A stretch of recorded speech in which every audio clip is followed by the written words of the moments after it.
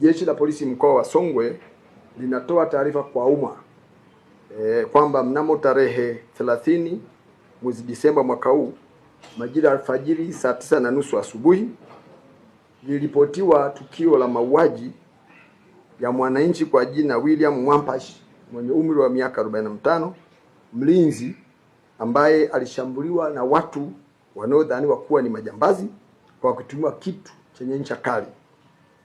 Marehemu alikuwa ni mlinzi wa duka la simu na huduma za kifedha linalomilikiwa na ndugu Gabriel Nsemwa lililopo katika eneo la stendi kuu ya mabasi Vwawa, wilaya ya Mbozi, kata ya Ichenjeza na wilaya yetu kama nilivyotaja mkoani hapa Songwe.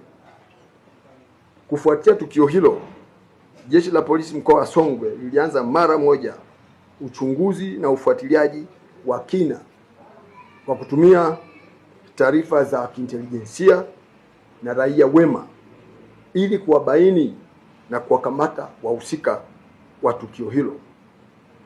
Katika hatua ya ufuatiliaji, askari waliwafuatilia watuhumiwa hadi eneo la Ilembo katika wilaya yetu ya Mbozi hapa mjini, ambapo walikuta katika nyumba moja wakiwa ndani. Baada ya kuona askari na katika utekelezaji wa majukumu ya askari ya ukamataji, kulitokea majibizano ya risasi kati ya majambazi na askari polisi.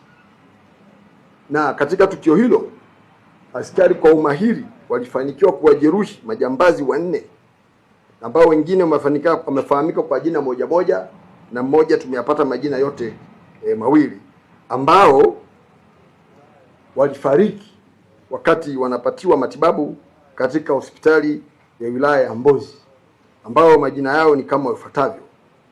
Mmoja anaitwa Eliuta alimaarufu kama Mapunda, yuko Abdul ama Chiba. Justin amepata jina moja na mwingine anaitwa Bruce Mwasenga. Wote ni watuhumiwa, ni majambazi ambao walishawahi kufungwa miaka 30 jela kwa makosa ya mauaji na unyang'anyi wa kutumia silaha katika mikoa ya Mbeya, Rukwa, Katavi na mkoa wetu huu wa Songwe. Katika tukio hilo, eneo la tukio, askari waliweza kupata mali mbalimbali ambazo zinaaminiwa kuibwa katika duka ambalo tumelitaja hapo juu. Zimeweza kupatikana simu janja smartphones 30, simu ndogo 172, mashine post machine moja ya benki ya CRDB, bastola moja ya kutengeneza kienyeji ambayo inatumia risasi za shotgun. Yamepatikana pia risasi 4 nzima na ganda moja eneo la tukio. Lakini pia imepatikana mitalimbo ya uvunjaji 1, bisibisi 4, nondo za kuvunjia milango na makufuli 2. Jeshi la Polisi mkoa wa Songwe linaendelea na msako mkali wa kuwatafuta watuhumiwa wengine ambao wamekimbia, na inasemekana wengine wamekimbilia mikoa ya jirani.